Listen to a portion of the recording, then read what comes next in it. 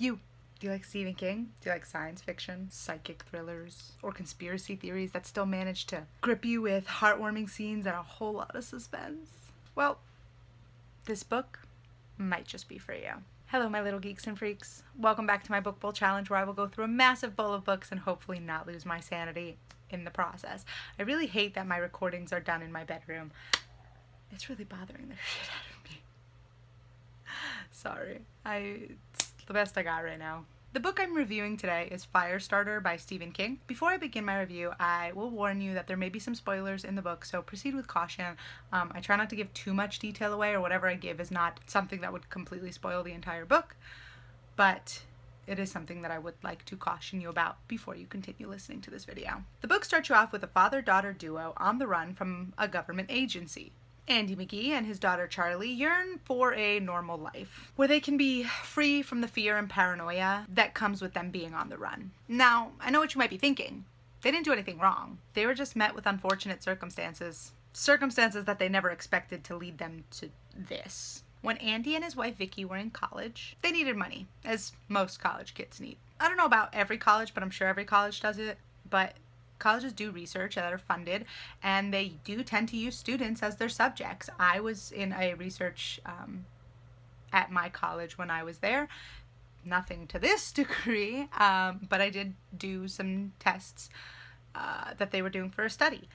It's totally normal. Who would think anything of it? So Andy and Vicky decided to sign up for one of these research studies because they paid $200, and they meet in this testing room, and they're injected with something called Lot 6. Lot 6 is something the government created, hoping it would help them create this biological weapon. A weapon that they thought would keep their country safe from the impending war. Nobody anticipated that two of the test subjects would not only meet and become friends, but they'd fall in love and get married and have a child. The product of two genetically modified test subjects could be the country's greatest weapon, or their greatest downfall. The shop, which is the government agency who was researching Lot 6 and who did the research on the test subjects, decided to keep an eye on the McGee family. They make a reckless decision to try and get access to Charlie. This doesn't end well for them.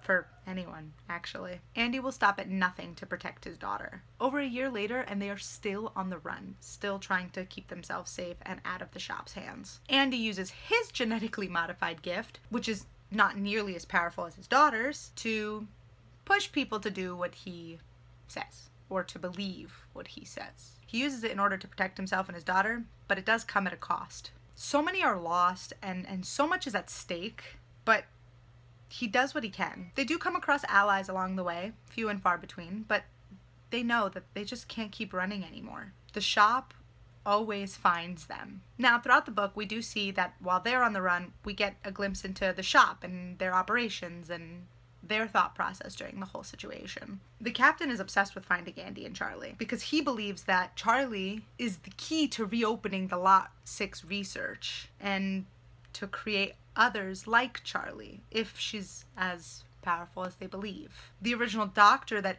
performed the test and did the research has kind of gone crazy and believes that Charlie's a bad omen. And then we have Rainbird, a merc.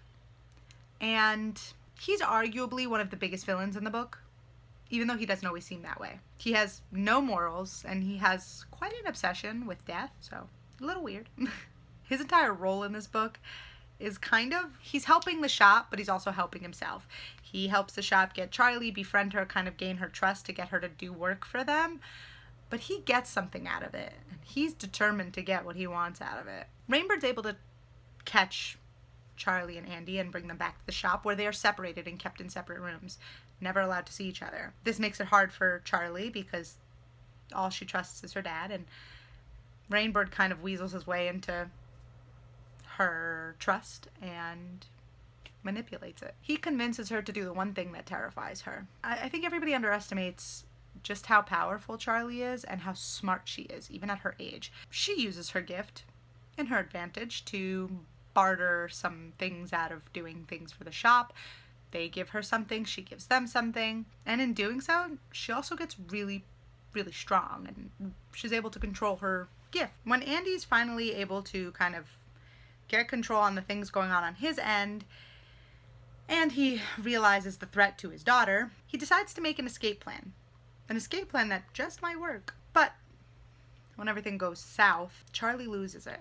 She loses it, and she shows everybody just how powerful she is. And just how angry she is with all these people for ruining her life. She avenges her father, her mother, and herself. And then she runs away. Walking for so long that she doesn't even realize that she walked all the way back to an old ally's house. But unfortunately, it doesn't end there. The shop wants her contained, and they don't want her to go public with everything. Which is exactly what Charlie knows she needs to do. The book ends with Charlie beginning her story. And I think it's actually really powerful, and it's really sweet, and really emotional. It's intriguing to see how Lot 6 had a lot of limitations on the human body that would cause Andy to, in a way, become harmed every time he uses the ability. But that limitation never existed in Charlie, since hers was a natural mutation caused by the mutation that was caused in her parents. I also like this book because we do see how sick and twisted the government agency is, and it makes you hate these people. But no matter what, Charlie and Andy don't stop fighting, even when the odds are really against them. And as you guys know, I am a sucker for emotional books, so that emotional factor really did pull me in. I love to be scarred by books. Seeing how much these two lost and what they had to endure throughout their lives is truly sad and lonely, and you really do end up rooting for them and hoping everything goes their way. You also see this mental strain on Charlie and her self-worth as we go through the book, because she blames herself and she thinks really poorly of herself, while Andy blames himself and Vicky for doing the study because they needed money. It's sad. It is sad. I have to say my favorite scene in the book is when Andy's struggling and he doesn't know how to get past his own inner demons, and he actually pushes himself in order to help his daughter, which he didn't even know he could do. It was powerful to watch him overcome his own issues and self-loathing and feeling of defeat in order to save the only person who matters to him. Overall, I really did enjoy this book. Stephen King's books do have a tendency to be slow in some parts, but I didn't feel like that during this book. Not really. Maybe a little bit here and there, but really not anything to complain about. It isn't every book that he writes, but there are some books where like the beginning might be just a little slow, and he's not the only author who does that. It's a lot of books, but it's usually just trying to build up that story, so sometimes it could feel a little bit like it's dragging on. But again, this book didn't really give me that vibe. I found myself eager to see how all of the moving parts of the book kind of proceeded throughout the entirety, to see the shop and Andy and McGee and all of this stuff simultaneously. I was hoping that Rainbird would be like a secret hero, but you know, it doesn't always work out the way you want it to. That's all I have to say for this review. If you guys are into sci-fi, suspenseful, and emotional reads, I highly recommend this book. Like the video, comment your thoughts, let me know if you've read it, if you want to read it. Subscribe to my channel if you haven't already to show your support, and hit the notification bell to be informed every time I post a new video. I appreciate you guys for watching, and I will see you guys in the next one. Bye!